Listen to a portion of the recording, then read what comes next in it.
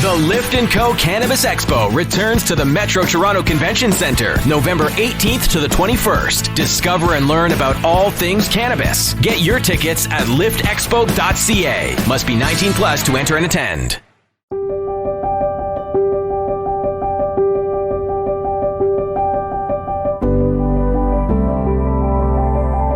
But it was not possible legally here because I would have to get access to fresh leaf, and it was not legal to grow any type of cannabis here until 2020. So then I could get my hands on some leaf. Last year we did some R&D, played with some recipes, tested it with our market and our people, and everybody loved it. So now I'm like, all right, it's time. After about 5 or 6 years of bootstrapping the growth of Amos Juice, it's time to raise some capital, and it's time to launch a chain of hemp juice bars, and that's where we're at now.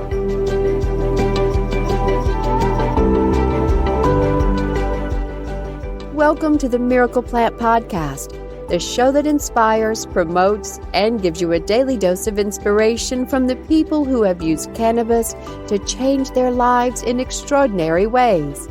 Here's your host, Justin Benton. My man, famous Amos, down there in Texas, trying to stay warm. We connected in this incredible platform called Clubhouse, and I know I've been talking about it a lot. I'm super excited about it. They call me the Clubhouse Wizard, but today I've got a wizard on here, famous Amos. We connected about juicing this miracle plant. Amos, welcome to the show. How the heck are you, brother? What's up, brother? I am doing well, despite the crisis that we had going on here in Texas. I was fortunate enough to be in a good place of town where we didn't lose power or water, so we're good. And today is a sunny day, the way we're used to it being in Texas. Still cold, but it's sunny, and all of us have definitely been missing the sun. We're not used to that. Awesome. Are you above 32 degrees yet, or you're still hanging underneath that number? Now, yeah, we're above freezing. I think somewhere around 45 degrees right now, which awesome. Everybody's like, feels amazing, which normally in Texas, they're like, oh, it's so cold, it's 40. That's awesome. Well, tell me your story. The Miracle Plant's all about sharing stories with this misunderstood plant with so many names and how it's affected your life. So how were you introduced to cannabis, and how has it changed your life in extraordinary ways? For sure. Love answering that question. So for me, I started the first time I used cannabis, I was 15 years old, just me and some friends, curious about the plant. But I wasn't a regular consumer of the plant until I graduated high school. I was about 18 years old when I started consuming more regularly. But the trouble was every time that I was under the influence of cannabis, I would feel guilty. I'll feel like a criminal. I would feel like I'm letting my parents down, my coaches down. The people that I respected have taught me that this is a dangerous drug, that this is like cocaine and like heroin, and just felt like I was doing something wrong and bad. And then on the other hand, I had some friends and the internet. I was starting to read some things about medical marijuana and the different benefits that it could have. I even read some things that at the time sounded really insane, like you can make clothing out of it. And I'm like, wait, that doesn't make any sense. How could you make clothing out of a drug? Because that's still my mindset back then. So I was very confused. I'm a teenager, 18 years old, and I was confused on what to believe. Do I believe everything that I was raised with, my coaches and my authority figures? I played football for 10 years, which is why I keep referring to my coaches, because they're authority figures that I highly regarded. And then my parents and my teachers. Do I believe all of the negative things and the propaganda, which at the time I didn't know was propaganda? To me, it was just facts. The DARE program, I went through that thing. Or do I believe my friends and the internet that's saying these really interesting, beneficial things about the plant? I didn't know what to believe. And it was also an interesting point in my personal life where I was lost in my life, and I didn't really know what I wanted to do with my life. I didn't know what I wanted to do as a career. I wasn't sure if I wanted to go to college or not. I didn't go to college the first semester. But after a semester of that, my father was like, now you got to go with me. We're going to go sign you up for classes. But even though you don't know what you want to do, you got to at least get into classes. So went and signed me up and just took some random core classes. And I landed in a philosophy class. And to this day, the teacher of that philosophy class is the best teacher I've ever had. His name is Dr. Sadler. And Dr. Sadler, he taught me a lot. But one of the most crucial things that he taught me was he taught me to think for myself. He taught me to question my beliefs, and he taught me to question authority, basically. And he taught me that just because information comes from a place or person of authority doesn't necessarily mean that it is truth. And with this new information, I started questioning some of my own beliefs, some of my own habits, my life and whatnot. And I landed on this concept of cannabis. And I had this idea of, why am I relying on my parents to tell me what's true about cannabis and my school and the authority figures? And why am I relying on my friends to tell me what's true in the internet, or just the internet, I should say? Let me go find out the truth for myself. I had a lot of questions. I had just this burning curiosity of like, why did cannabis become legal in the first place? Who made it illegal? Where do these rumors come from? What's the source of them, both good and bad? So I had about an hour and a half break between my classes that semester. And for the rest of the semester, I would just take that hour and a half and I would go to the computer lab and in the library, and I would just study and research all I could find about the origins of the prohibition of cannabis. And prior to that, I had never heard of industrial hemp. And in that journey, I discovered industrial hemp, and I discovered that you can make clothing out of it, that we used to make almost all of our clothing out of it, that the original draft of the Declaration of Independence was written on hemp paper. All the ropes and sails were used. Basically, it built this country, like Justin, and the word is finally starting to get out. And I realized this is in 2011. And so once I found out that the real reason why cannabis is illegal is not because marijuana is this dangerous drug like cocaine and heroin, but it's illegal because industrial hemp is so useful that it threatened big corporate industries, I became infuriated, particularly because the industries that it threatened are destroying our environment. And this entire time, there's been a more sustainable source for petroleum-based fuels and plastics, for wood-based paper and building materials, and cotton clothing, and so much more. And basically, I had this realization that I've been lied to, that the government's been lying to me and lying to the entire country, which led me down a whole new path of questioning the government and questioning really just everything. And so that was when I first started thinking about kind of nutrition and looking into the food systems and stuff like that. But at that point, I made a decision that one day I was going to start an industrial hemp company, and I was going to name it Emjayze. This is the name here. Boom. And I didn't know at the time when I was going to start, and I didn't know what the product or service was going to be, but all I knew was it was going to have something to do with industrial hemp, and I was going to name it Emjayze. So that's a little bit about like my origin story and how I became super passionate about hemp. That's awesome, man. That's a hell of a story.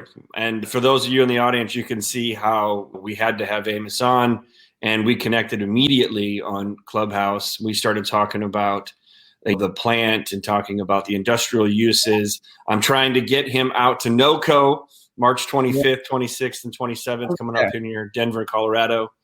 And how far of a drive is that for you if you drove up there versus flew? Probably what, 10 hours or so? How long was it, babe? It's 19. Yeah, it was like 18, 19 hours. We drove up there just a few months ago in the summer. Yeah. So that's a halfway 9 hour and stop somewhere and go up there. Or you can hop on a plane. I tell you what, flights are cheap right now. We had a $97 round trip from LA to Denver. So now is a pretty good time to get a good deal on the price of it. So yeah. I was also thinking we definitely met. And do you want to talk about your juicing company first or the hemp packaging, brother? I'll let you decide.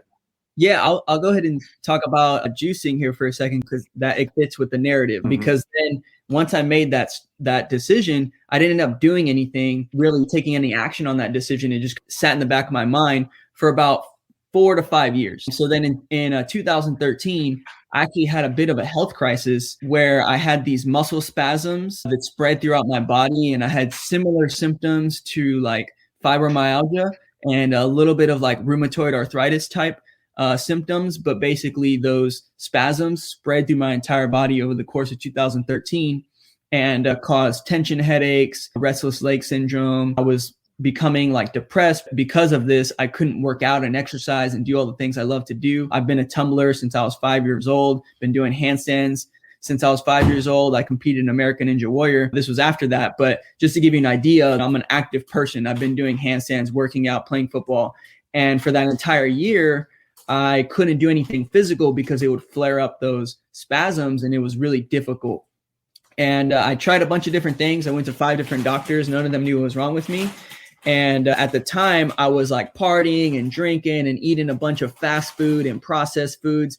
And I was working out really heavy. I was about 30 pounds heavier than I am now. I was into bodybuilding, taking a bunch of supplements. I was just like that stereotypical gym rat and like supplement junkie and huge meat eater. I grew up here in Texas in San Antonio, where it's basically a staple in our diet and our culture here.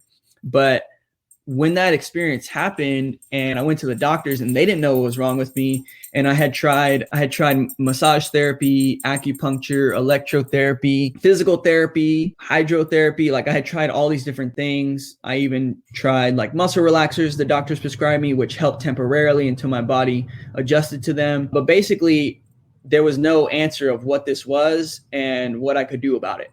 And that was the hardest part about that experience, because it literally halted my life.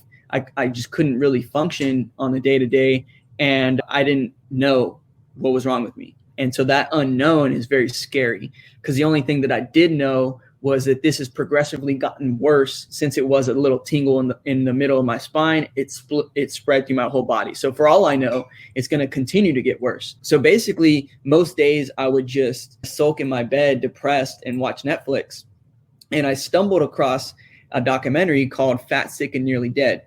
And it's a documentary all about juicing and juice fasting, where you watch a guy named Joe Cross do a 60-day green juice fast, where he only drinks juice and water for that entire time. And you watch him loses about 60 pounds, if I remember correct. It's been a while since I've seen it again. And he reverses his type 2 diabetes. He gets off of 6 or 7 medications. So seeing that, after watching that, I was like, you know what? This makes sense. It's fruits and vegetables in a liquefied form, so it's easy for my body to absorb. Like, what do I have to lose but to try this? I've tried all these other things, didn't work out, so I might as well just try this juicing thing. So I went and I got a $50 juicer. It was a Jack LaLanne juicer. And I went and got some produce, looked up some recipes on juicerecipes.com, and I did a 3-day juice fast. And in those 3 days, the symptoms that I was experiencing significantly cut down. I had more mental clarity. I had more energy. I was able to sleep better. I still had a little bit of the spasms and the twitches. I would get muscle twitches. It was basically like a spasticity, but it helped. So I was like, okay, maybe there's something to this juicing thing, but maybe it's like the muscle relaxers where they help for a week or two and then my body adapted and it didn't really help anymore. So I was like, I don't know, but let me do another one and see what happens. So about a week later, I did a 7-day juice fast. And by the 4th day, all the symptoms I was experiencing completely disappeared. And I had mental clarity and energy like I had never had ever in my life before. And I had some realizations during that juice fast. I realized that, number one, I thought I was healthy prior to this happening because I wasn't diagnosed with a disease or a condition or with something. And I think a lot of people feel that way. They think that they're healthy just because they don't have a condition or a disease, and they just assume that. But the second realization I had was you don't know what true health feels like until you've nourished your body with raw fruits and vegetables consistently on a daily basis, which now I had experienced and felt the difference. And that feeling I just couldn't turn away from. I couldn't go back to living the life that I was living that was depressing and low energy and lethargic and very just uncomfortable. It wasn't necessarily painful, but it was a constant state of discomfort. And I just couldn't go back to that. And at the same time, I couldn't turn away from feeling so much energy and clarity that I hadn't had before when I thought I was healthy. So I made a decision at the end of that juice fast, which was that about December 2013, that this was going to have to be a part of my lifestyle. This is going to have to be something that I do every single day if I want to feel this great. And so on January 1st, 2014, I started a 21-day juice fast, completed a 21-day juice fast. And every one of those days, I did yoga and I did meditation. And I slowed my life down. And I just focused on healing my body. And I did positive affirmations. And I didn't listen or watch any mainstream news or mainstream TV. I only subjected myself to positive speeches, classical music and piano, and some reggae. And so I was also doing a mental reprogramming because I had realized that in this journey of not feeling well physically, I had started getting into some negative, toxic thought cycles. And so it was a combination of changing my mindset and detoxifying my body and giving it a new, firmer foundation to build upon. And those 21 days completely transformed my life. Mentally, physically, and spiritually, I became a different person. People didn't even recognize me in public because physically I had lost about 25 pounds, but then energetically, I was like this big old beefy muscle head. And now I'm like this yoga doing like juicing guy that's all about love. And I learned so many things. I also discovered the law of attraction in this journey that helped a lot as well. But it was that experience. I had never had any intention of starting a juice company. It was that experience that I shared with people on Facebook, and I had an overwhelming response of people calling me and texting me and messaging me and just basically wanting the transformation in my health that I had. And they wanted to know how, and they wanted to know what they could do. So for about 45 days after that, I had a new person physically coming over to the house just to learn about juicing and yoga and meditation and slowing down and basically self-care before self-care was a thing on social media. I just realized I was missing all of that. I never took time to slow my life down. I never took time to take care of myself. And that was really the first time for me. So then I realized I've always been entrepreneurial since I was in 5th grade. I learned how to calculate a profit. And ever since then, I've always had little side hustles. And that's when I realized, I can help people get healthier by making them juice. And I'm already making juice every day. So these people want it. Clearly, there's a demand here. So I had $29 cash left in my wallet, and I made a YouTube video on this. And I said, I got these $29 and I'm going to go buy some fruits and vegetables, and I'm going to start selling juice out of mason jars. So if you guys want to place an order, just DM me on Facebook or Instagram. And so that's how I started my juice company. It started out of my parents' kitchen with a $50 juicer and $29. That's awesome, man. And what happened next after that?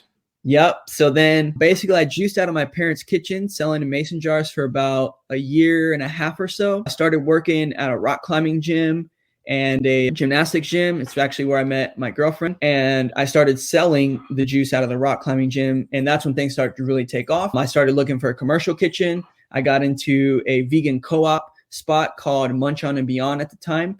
And so I finally had a commercial kitchen and just started serving my community, selling them raw fruit and vegetable juice in glass bottles. That was something that was very important for us, is using glass bottles and reusing them. So we give people $1 off when they bring the bottles back. Ever since then, I've been operating from basically co-op kitchens like that.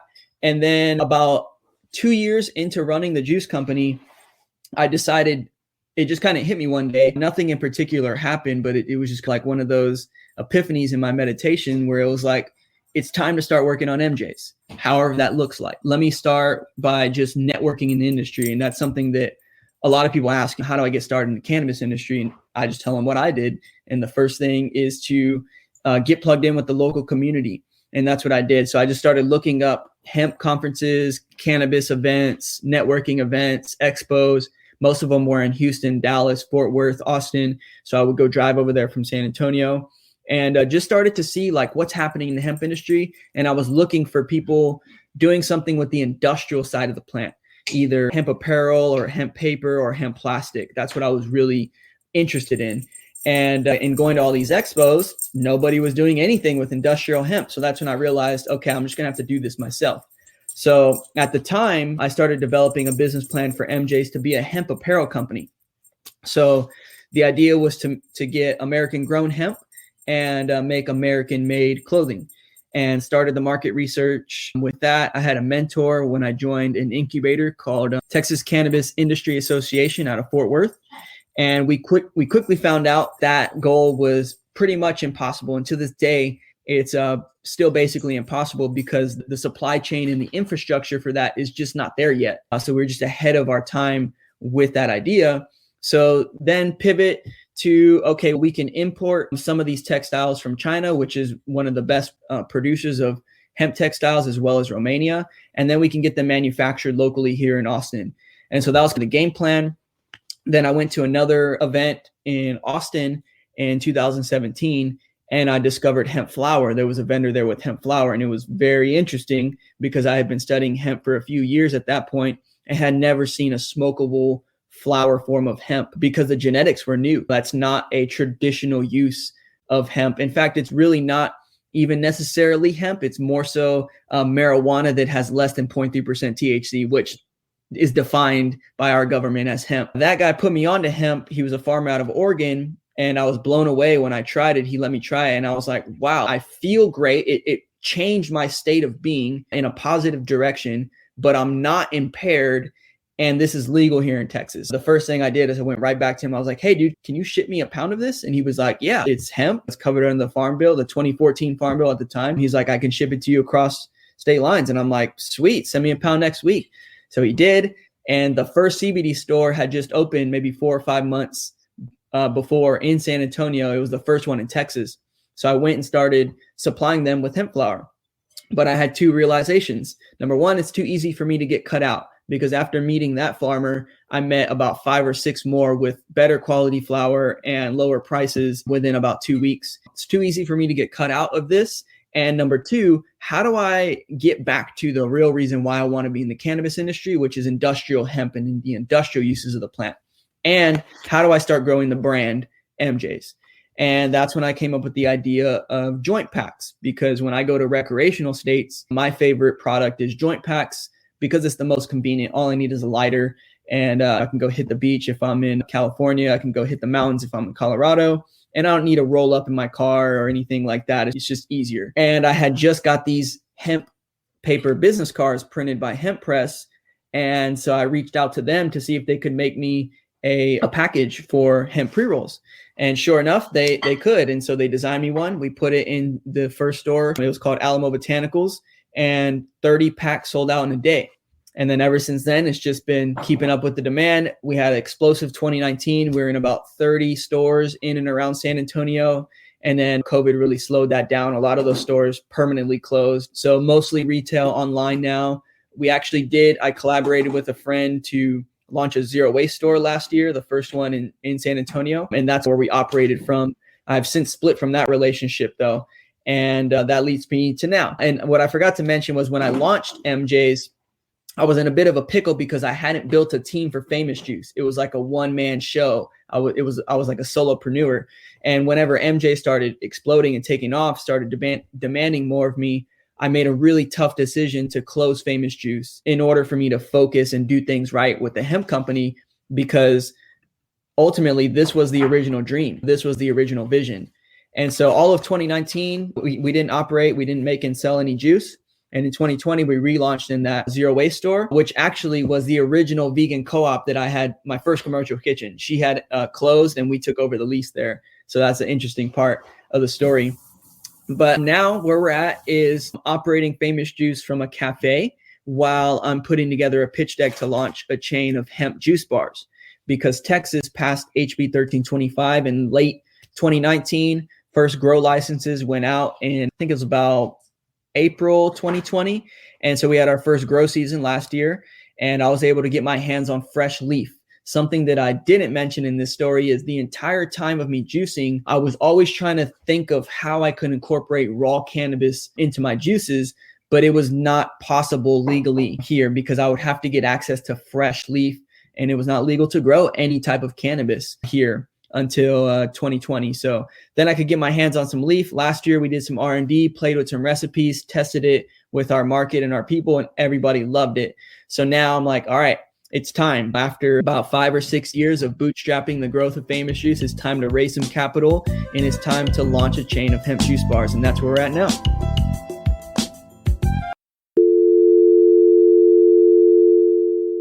This is the sound cannabis companies hear when they try to place an ad on Facebook, Twitter, or Google.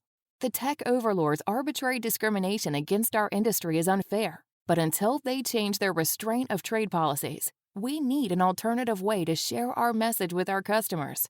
Cannabis podcasts are one of the last advertising platforms not controlled by tech monopolies. And for as low as $9.99 a week, cannabis companies have the freedom to play their uncensored commercials to customers around the world. Don't let tech bosses dictate how you run your business. Go to podconx.com. That's podconx.com. And for just $9.99 per week, you can go from this to this.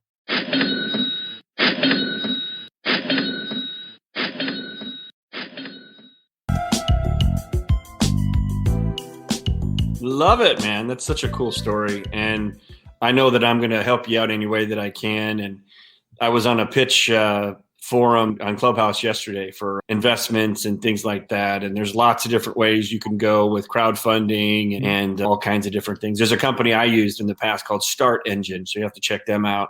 But yeah, I definitely look forward to helping you. And we're obviously all about raw cannabis, raw hemp as well. So it was cool. I think you were probably the first person I met on Clubhouse that it was on the same wavelength. I was like, all right, man, I'm not the only one out here that knows this.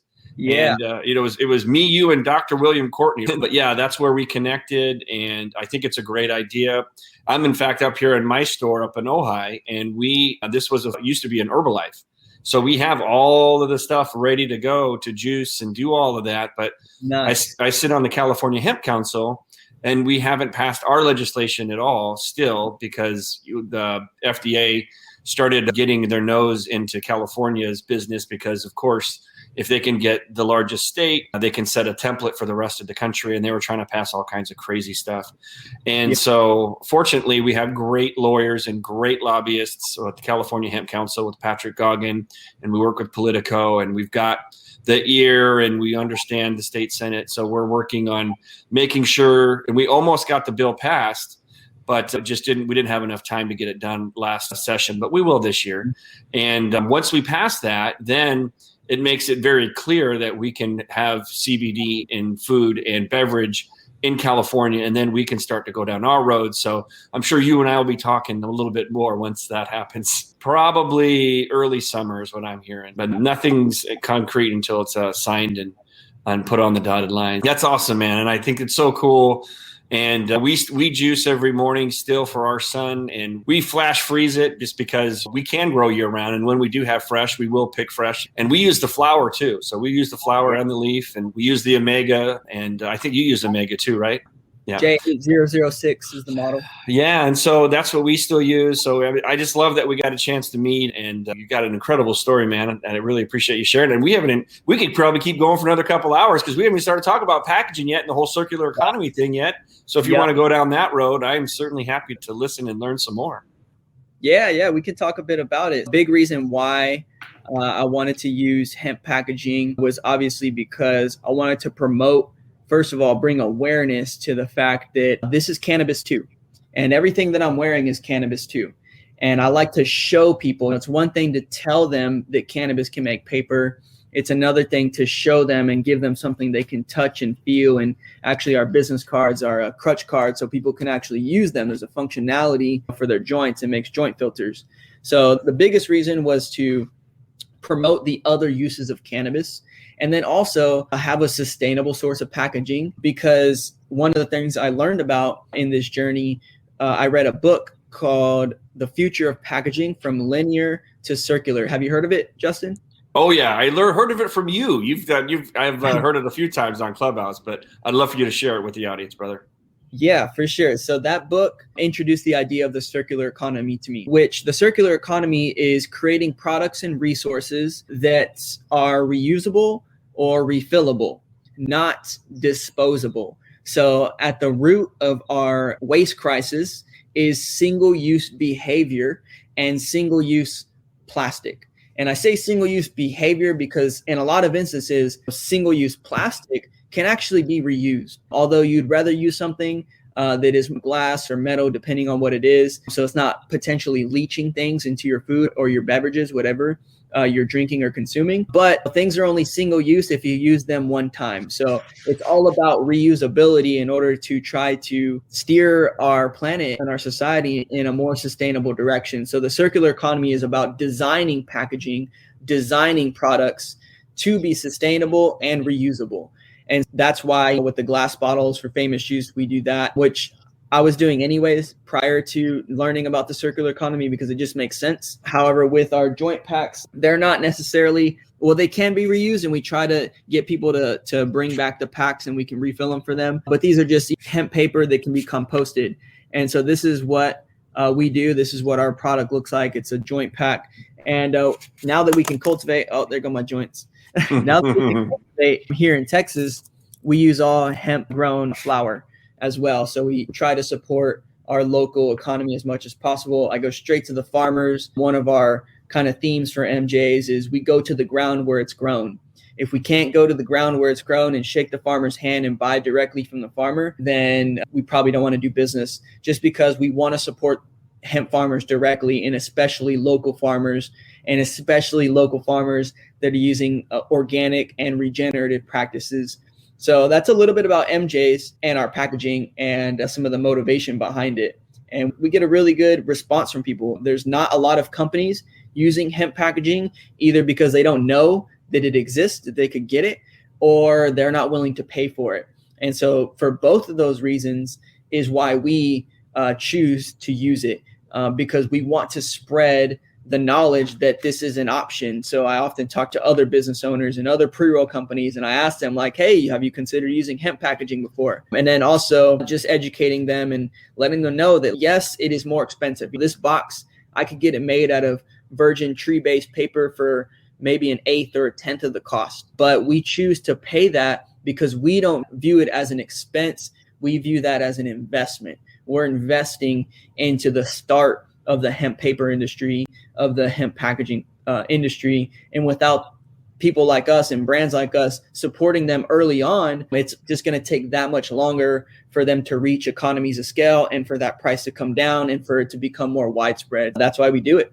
That's awesome. So do you guys hand roll the joints and put them in the box and sell them and then ship them? And is that all over the state, all over the country? Yes and no. So yes, we do ship and sell all over the country, but we do not hand roll each one. We have a future roll and knock box. And I don't know if you've seen that before, but basically it's a machine that can pack 100 joints at a time. And then they're just hand twisted and finished. Awesome. And so are you shipping nationwide? Yep. Awesome. All states that is legal. Yeah. I know there's a couple like Louisiana and a few others that get a little funky, but that's incredible, man. That is just an amazing story. And you're just an absolute genuine, authentic soul. And I'm just so glad we got a chance to meet. I look forward to meeting you in person. Did I see somewhere on Instagram that you might have a little one on the way? Is that something I might have picked up on?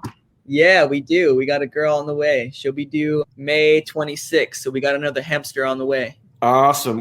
That's good that you might be able to. I really hope you can slide out to NOCO. If not, I understand. But there's a lot of great people that I'd love to introduce you to, and a lot of just hempsters that have been around for a long time, and they've been fighting the good fight since some of them since the 70s and 80s. And there's just a lot of really good people.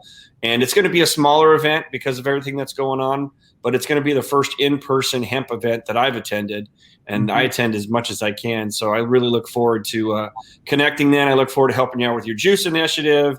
I look forward to helping you out with any way that I can. And a lot of us that are in here for the right reasons are here to support this plant, because this plant has changed our lives. It gave you your health back. It healed my son from his severe autism diagnosis. So you just get connected to this plant, and then we hand out free hemp seeds and teach people how to grow out your backyard. So I might be having to get some seeds out to you too, so you can grow your own as well.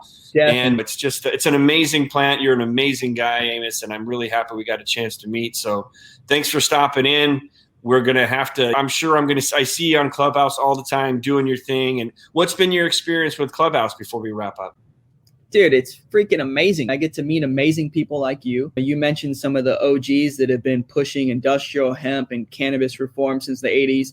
Got to connect with some of those OGs that have been idols to me. A lot of these people I learned from in those very early stages when I was discovering why cannabis became illegal, like the Emperor Wears No Clothes and Jack Hare. And I've been able to communicate with his son and his daughters, and Todd McCormick and Brenda. We were in some rooms with Brenda. I wasn't even aware of Brenda and her role. I wasn't aware of Todd and their roles, but I obviously was aware of Jack. And he was the most outspoken, but he certainly wasn't the only one. And getting to meet that little entourage and that crew that is the original pushers and introduction of industrial hemp, at least from the counterculture side, is really awesome. And is all because of Clubhouse. Like we're talking right now because of Clubhouse.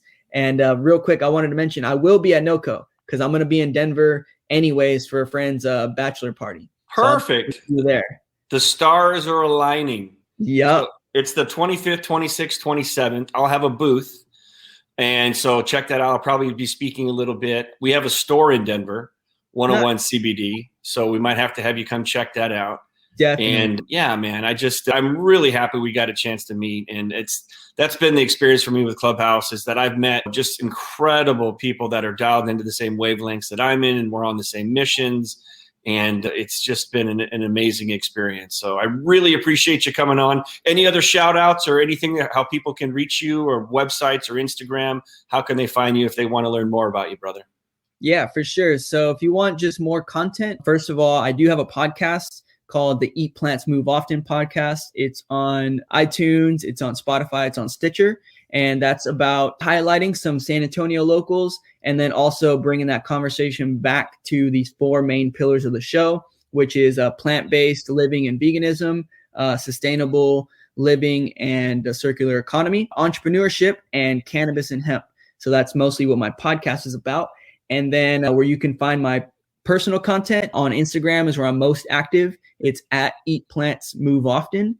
And then if you want to order some pre-rolls, you can follow our Instagram at Emjayze Hemp, and you can get the link in the bio is where you'll find it. I'll throw out a discount code actually for everybody watching here. You can use the discount code Clubhouse to get 20% off some pre-rolls. And the strain we have in stock right now was grown in Dripping Springs, Texas, just outside of Austin. It's a really good strain called Garlic. You can support not just us, but the hemp paper industry by purchasing our pre-rolls. And then follow along the Famous Juice journey. Unfortunately, we can't ship raw juice, but if you're in Texas and you're local, or if you're passing through San Antonio, come check us out. It's at famousjuice.co. Love it, brother. You got a lot going on, and I look forward to supporting you any way that I can and connecting you or collaborating. And it's just been really great getting to know you. And I look forward to hanging out March 25th at NOCO out there in Denver. And thanks for coming on, brother. I look forward to checking out your podcast too. Maybe I'll even come on and be a guest if you'll have me. Would love that. So I was going to say that. But yeah, thank you for having me on, brother. Thank you for everything you do for the community and just sharing your story with cannabis and how it's impacted you and your family. And also, thank you for the tincture. It was very good. Absolutely, brother. You bet. So we're here. We're both on the same mission to heal the world and heal those of us that inhibit it. So thanks for coming on the Miracle Plant podcast, Amos. I'll see you in another room soon in Clubhouse. And take care, everybody. Until next time. Adios. Peace.